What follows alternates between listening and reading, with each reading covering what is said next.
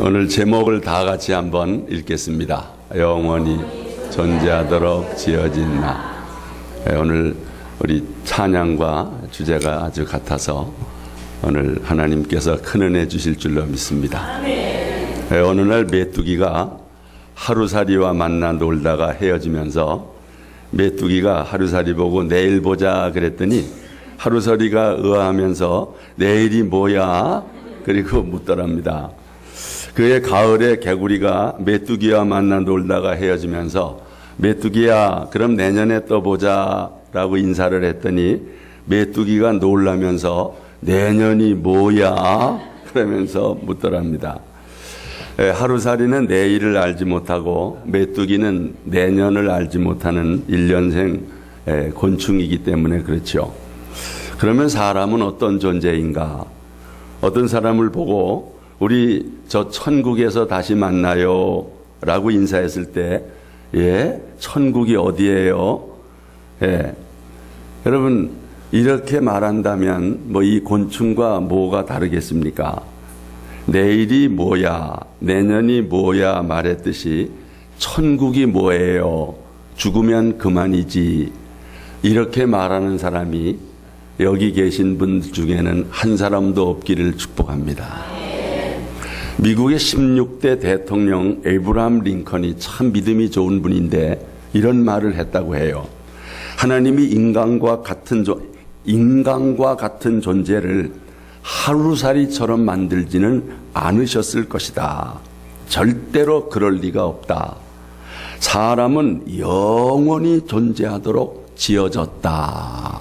정말 이 인간에 대해서 아주 정확히 알고 있었던 것입니다.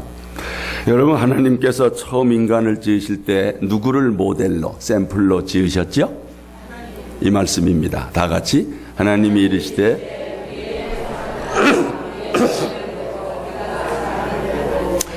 우리 성삼위 하나님의 형상대로 인간을 지으셨습니다. 하나님이 영이듯이 인간을 영혼이 있는 영적 존재로 만드셨습니다. 그러므로 인간은 영원히 존재하도록 지어졌다. 여러분 그렇게 믿으시기를 바랍니다.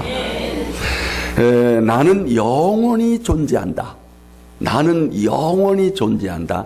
3번 복창하시기를 바랍니다. 나는 영원히 존재한다. 나는 영원히 존재한다. 나는 영원히 존재한다. 여러분 하나님께서 그렇게 지으신 것을 우리가 모르는 거예요. 오늘날 우리의 심장은 더 이상 뛰지 않을 것입니다. 그때 우리의 육체는 이 세상에서의 시간과 결별하지만 그렇다고 그것이 우리의 존재의 끝은 아닙니다. 인간은 영원히 존재하도록 지어졌기 때문입니다. 우리 인생은 전능하신 하나님의 손에 의해 창조된 놀라운 걸작품입니다. 인간은 하나님의 손에 의해서 지음받은 후에 우리의 본향인 하늘나라로부터 이 세상에 보내지게 된 것입니다. 그때 하나님께서 우리 마음속에 하나님 나라를 사모하는 마음을 심어주셨습니다. 그것이 바로 오늘 본문의 영원을 사모하는 마음입니다. 우리 오늘 본문 다시 한번 읽겠습니다. 하나님이 모든 것을 지으시되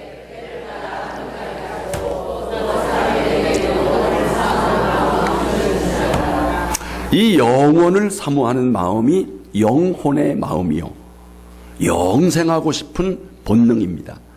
이 본능은 선천적으로 하나님께서 우리에게 주신 그런 마음입니다. 여러분 아기가 태어나자마자 그 엄마의 젖을 빠는 그 기술이 있잖아요. 그게 본능이죠. 하나님이 주신 겁니다.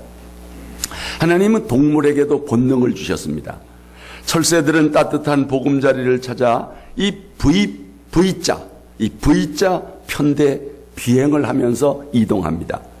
그것은 대단히 과학적인 비행 방법이라고 해요. V자 편대 비행 자세는 철새들이 서로에게 70% 정도의 에너지로 날 수 있게 하는 아주 경제적인 그런 방법입니다. 비행 도중에 한 마리의 철새라도 지치기라도 하면 주위에 있는 수백, 수천의 동료 청새들이 이 지친 철새에게 보조를 맞춘다고 그래요. 때로는 비행을 중단하고 잠시 쉬었다가 기력을 회복되면 다시 V자 이 편대 비행을 하면서 목적지로 이동한다고 합니다. 여러분, 이건 누구한테 배운 거겠어요? 하나님께서 주신 본능대로 그들이 그렇게 나는 것입니다. 또한 북미 대륙 서해안에는 매년 봄에 지구 최대의 귀양 행렬이 있습니다. 태평양에서 자란 5억 마리의 연어들이 자신이 태어난 강을 찾아서 5,000km의 대장정을 시작합니다. 여러분, 5,000km면은 부산을 14번을 왕래하는 거리입니다.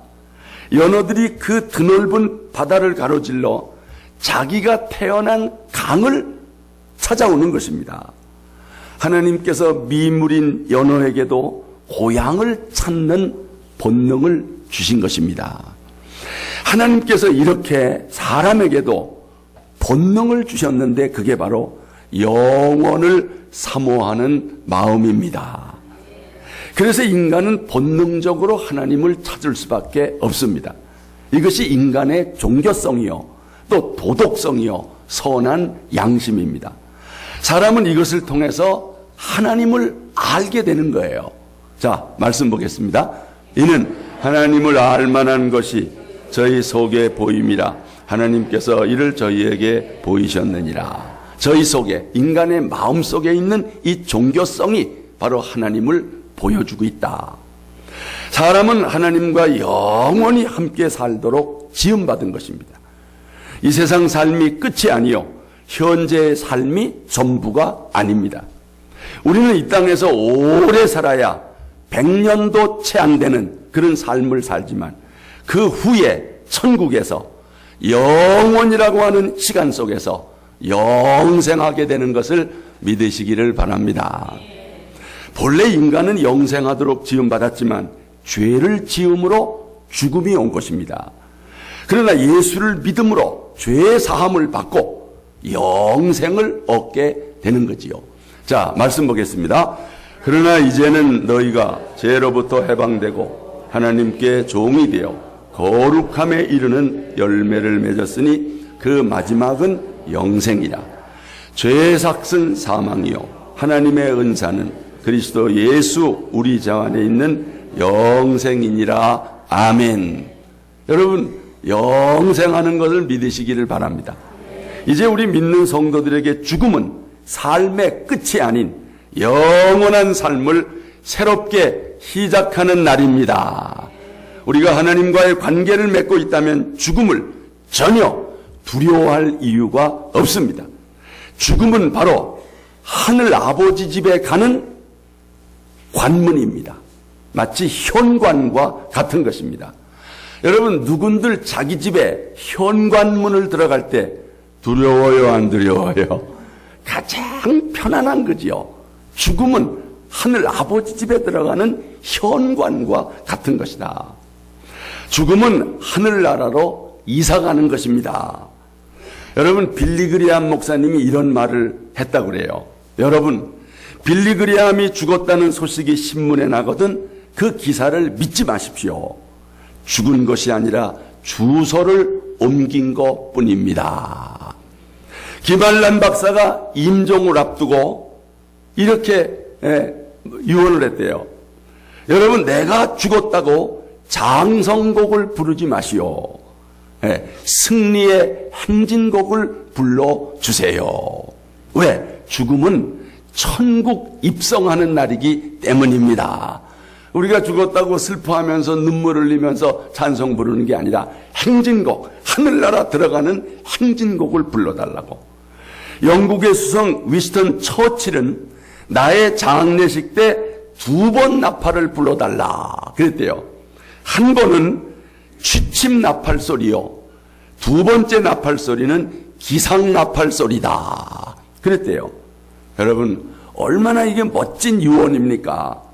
예수님 안에서 죽는 것은 취침하는 것에 불과합니다. 잠자는 것에 불과합니다.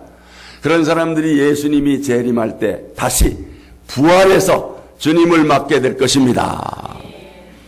여러분, 이 사실을 의심하지 말고 믿으시기를 바랍니다. 이걸 믿어야 됩니다. 영성과 헨리 나우엔이 지은 죽음, 가장 큰 선물, 이런 책이 있어요. 죽음은 가장 큰 선물이다. 어머니 자궁 안에서 이란성 쌍둥이가 서로 대화를 주고받았습니다. 여동생이 오빠에게, 오빠, 우리가 저 밖에 나가면 우리를 만든 엄마와 아빠가 있을는지 몰라. 그랬더니 오빠가, 너 쓸데없는 생각하고 있구나. 그냥 우연히 너와 내가 만들어진 거야. 그때 여동생이, 아니야 오빠, 지금 여기보다 더 아름다운 삶이 우리를 기다리고 있을지 몰라. 아름다운 하늘이 있고 예쁜 꽃들이 있고 새들이 노래하는, 우리가 마음껏 뛰어놀 수 있는 공간이 있을지 몰라. 이 두 쌍둥이가 엄마 뱃속에서 이런 얘기해. 그때 오빠가, 아니야, 내 머릿속에 누가 그런 어리석은 생각을 넣어주었니? 쓸데없는 생각하지 마라. 여러분, 쓸데없는 생각이었습니까? 아니죠. 사실이죠. 우리가 모태에서 전혀 예측하지 못했지만, 여러분, 이 세상이 있었지 않습니까? 예, 천국도 마찬가지입니다. 우리의 육신의 생명이 끝나는 순간에 펼쳐지게 될 영원한 세계가 반드시 있습니다. 물론 인간이 영원히 존재한다는 거, 이 솔직히 우리 머리로 잘 이해가 돼야 안 돼요. 이해가 잘 안 되죠. 다 알 수도 없습니다. 그건 마치 개미에게 인터넷 사용법을 아무리 설명을 해도 개미가 이해를 해요, 못해요? 개미가 알아요, 몰라요? 모르죠. 참, 영원히 산다는 것을 인간의 언어로 설명을 하고 또 이해한다는 거 어렵습니다. 바로 이 말씀, 오늘 말씀에 그런 말씀이 있어요. 다 같이, 하나님이 모든 것을 지으시되.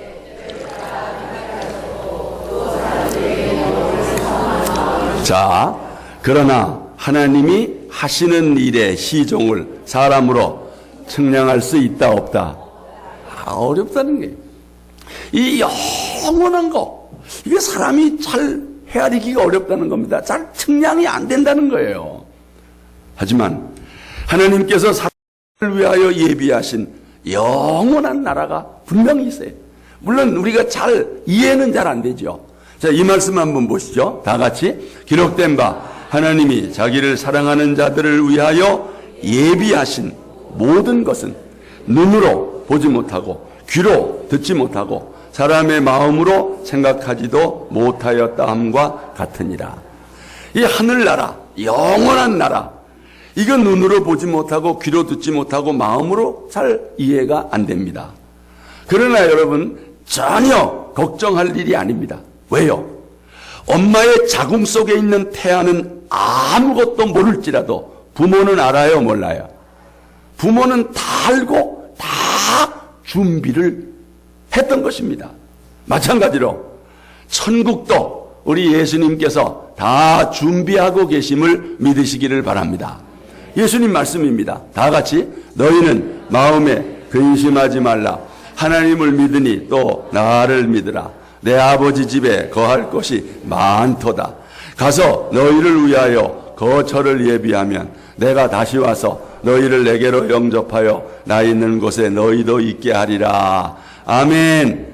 여러분, 이 말씀을 믿으시기 바랍니다. 하나님께서 영생하는 나라 천국을 여러분을 위해 완벽하게 준비하고 기다리고 계심을 믿으시기를 바랍니다. 그리고 현세의 삶은 내세의 삶을 위한 준비 과정이라는 겁니다. 우리가 어머니 태에서 보낸 10개월의 시간이 그 자체로 끝이 아닌 또 다른 삶을 위한 준비였듯이 현재의 삶은 다음 삶을 위한 준비 과정이라는 거예요. 결국 인생은 3기를 산다는 것입니다. 1기는 모태에서 10개월, 2기는 이 세상에서 100년 내외, 그리고 3기는 영원한 하늘나라가 있습니다. 1기의 삶은 2기의 삶을 준비하고 이 세상에서의 2기의 삶은 3기의 하나님 나라에서의 영생을 준비하는 것입니다. 여러분, 이 땅에서의 삶은 다음 삶의 운명을 결정합니다. 이 땅에서의 삶에는 많은 선택 사항들이 있어요. 옵션이 있습니다. 그러나 하늘나라는 단 2곳밖에 선택할 수가 없습니다. 그것이 뭐예요? 천국과 지옥입니다. 바로 이 말씀이죠. 다 같이 그들은 영벌에, 의인들은 영생에 들어가리라. 아멘. 중간은 없어요. 중간지대가 없습니다. 중간지대가 있으면 좋겠지요. 천주교에서 말하는 중간 연옥이라는 건 성경에 없어요. 저들은 영벌에, 의인은 영생에 들어가리라. 여러분은 영생에 들어가게 될 것을 믿습니다. 우리가 이 땅에서 하나님과 어떠한 관계를 맺느냐에 따라서 어디에서 영생을 보낼 것인가가 결정됩니다. 하나님의 아들 예수 그리스도를 믿고 신뢰하였다면 우리는 영생을 그분과 함께 보낼 것입니다. 반면에 예수님의 사랑과 용서를 거부하고 구원을 거부하였다면 그는 영원히 하나님과 떨어져 살게 될 것입니다. 하나님과 분리되어 영원히 살아야 하는 것입니다. 지옥은 하나님과 분리된 곳이다.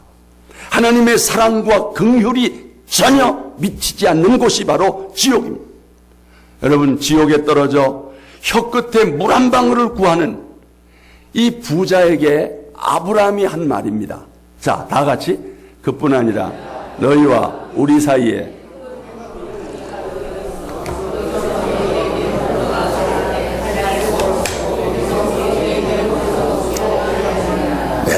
하나님과 분리되어 하나님의 사랑과 긍휼이 전혀 미치지 않는 그곳. 여러분, 천국은 하늘나라 우리 믿는 사람들의 죽음은 하나님 나라에 들어가는 현관문입니다. 현관문 통과하지 않으면 방에 못 들어가잖아요. 현관문. 그러나 믿지 않는 사람들의 죽음은 수천 길 낭떠러지기로 떨어지는 마치 맨홀 뚜껑입니다. 이 맨홀 뚜껑으로 빠지는 것과 같은 것입니다. 그러니까 이게 엄청난 차이예요. 현관문으로 가느냐 아니면 맨홀 뚜껑으로 떨어지느냐, 이것이 문제인 것입니다. 여러분 기억하십시오. 현재의 삶이 인간 존재의 전부가 아니라고 하는 것. 이 땅에서의 삶은 실제 공연을 위한 최종 연습에 불과한 것이라는 것. 우리는 지금 이 땅에 사는 시간보다 훨씬 긴 시간을, 영원한 시간을 죽음 후에 살게 될 것입니다. 이 땅에서 산다는 것은 영원한 삶을 위한 준비 과정입니다. 연습장에서 실제 경기에 임하기 전에 갖는 연습처럼, 몸을 푸는 것처럼 바로 이 땅을 살다가 영원한 나라 가는 거예요. 연습만 하고 본 게임에 못 나가는 그런 어리석은 인생을 살아서는 안 되겠죠. 현세의 육체의 삶은 물 위에 떠 있는 빙산의 일각과 같습니다. 영생을 사는 그곳이 지금 눈에 보이지 않는, 그러나 분명히 존재하는 바닷속의 빙산 덩어리가 바로 영생의 나라라. 그러면 영원에 비하면 이 땅에 사는 시간은 어때요? 눈 깜짝 순간으로 지나가는 거예요. 하지만 그에 따른 결과들은 영원히 남을 것입니다. 죽음이 우리의 존재의 끝이 아니라는 사실은 엄청난 차이를 만듭니다. 죽음이 끝이 아니라 영생으로의 전환이기 때문에 우리가 이 땅에서 하는 모든 행위가 영생에서도 영향을 미치게 된다는 거지요. 성경은 육체를 가지고 사는 이 세상의 삶을 장막집이라 이렇게 말했고, 죽음 넘어 천국에서의 삶을 영원한 집이라. 자, 이 말씀 보겠습니다. 다 같이. 만일 땅에 있는 우리의 장막집이 무너지면 하나님께서 지으신 집, 곧 손으로 지은 것이 아니요 하늘에 있는 영원한 집이 우리에게 있는 줄 아느니라. 아멘. 이 땅에 있는 장막집이라는 건 우리 육체를 말하고 육체를 가지고 이 세상을 사는 걸 말해요. 장막이라는 건 텐트를 말합니다. 천막을 가리키는 거예요. 그것은 마치 일시적인 나그네 생활을 가리키는 것입니다. 하지만 하늘에 있는 집은 무슨 집이라고요? 영원한 집, 맨션을 말합니다. 맨션. 여러분, 제 아무리 이 세상에 재벌 회장집, 저택이라도 그건 천막입니다. 그건 텐트에 불과해요. 왜요? 곧 무너지니까, 사라지니까. 그러나 영원한 집을 바라보고 사는 우리는 비록 텐트라 할지라도, 천막에서 산다 할지라도 기쁨과 행복이 넘칩니다. 왜요? 맨션 아파트를 분양받고 곧 입주하게 돼서 그런 사람은 옥탑방에 살아도 기쁘고 행복한 거나 마찬가지입니다. 여러분, 하늘나라의 영원한 집을 바라보시기를 바랍니다. 그러면 장막집에 살아도 괜찮은 거예요. 네. 그러니까 사도 바울이 이 세상을 떠나서 천국에서 그리스도와 함께 있는 것이 훨씬 좋다. 자, 이 고백이죠. 다 같이. 내가 그 둘 사이에 끼었으니 차라리 세상을 떠나서 그리스도와 함께 있는 것이 훨씬 더 좋은 일이라. 그렇게 하고 싶으나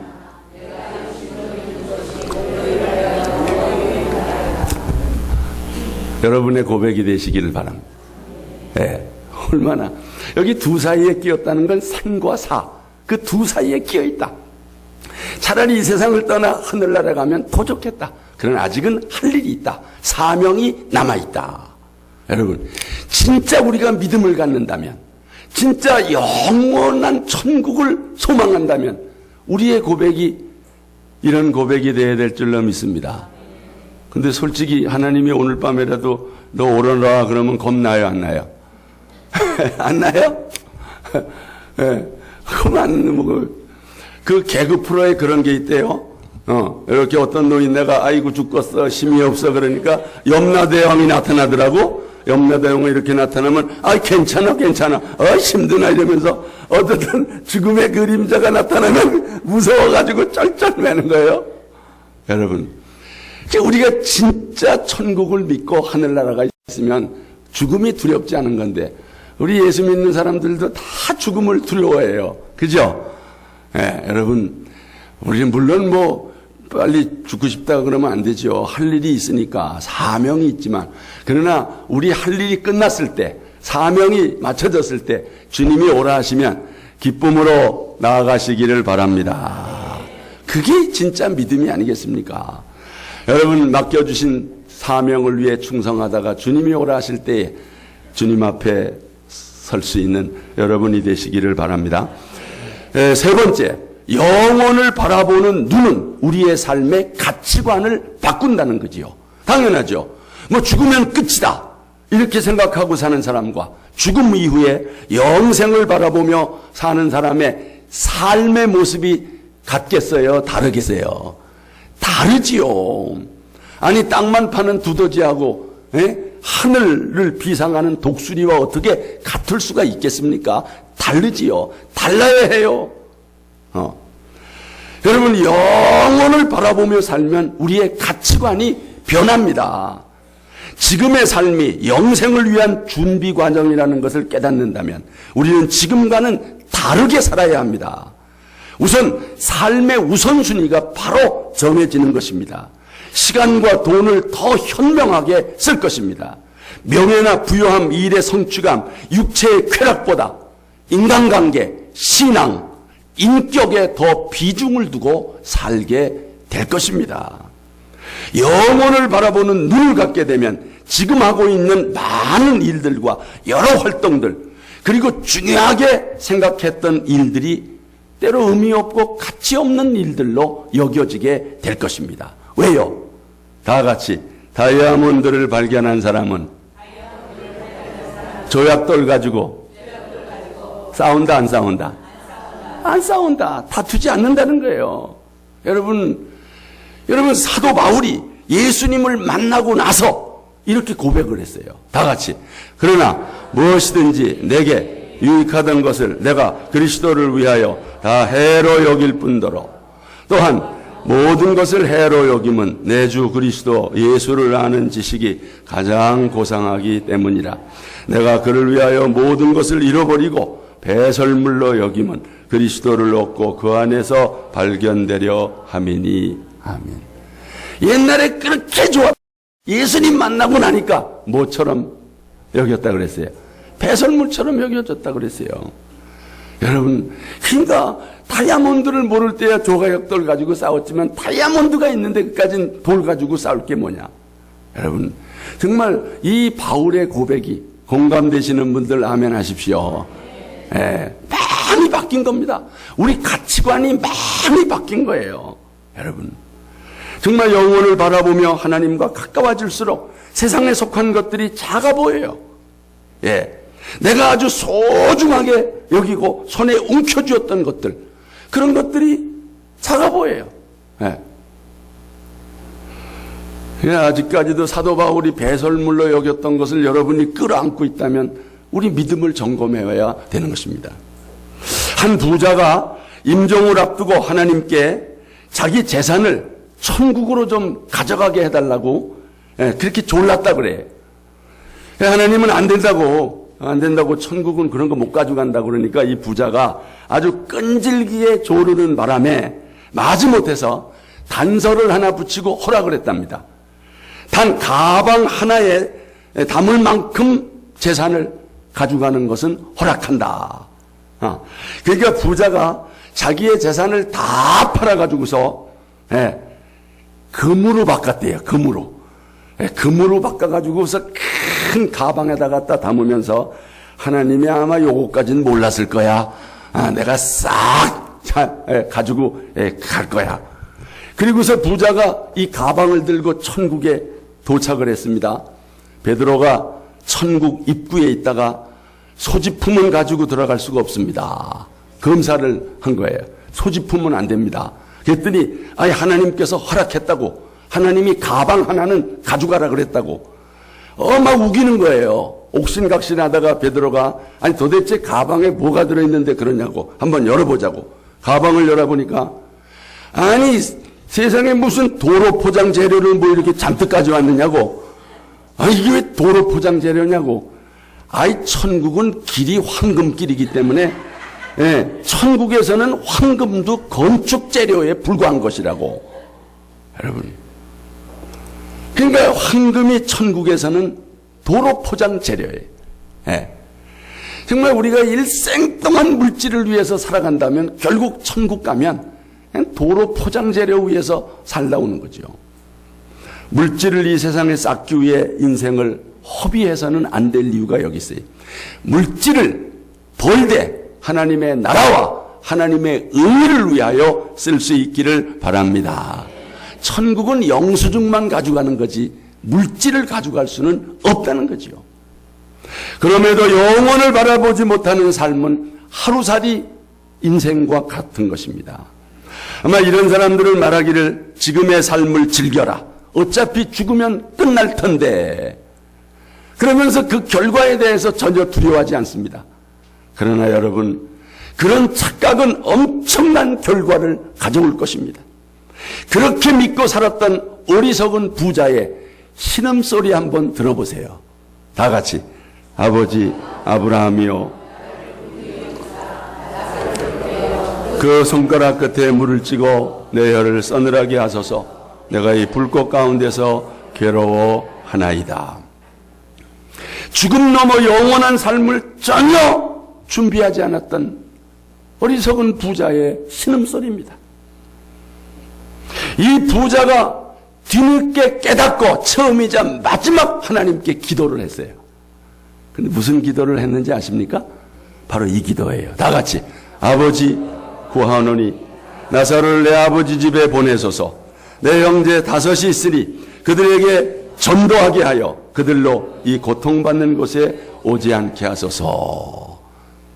제발 우리 저 고향에 있는 내 믿지 않는 형제들, 저 나사로 좀 보내가지고 전도 좀 하게 해달라고.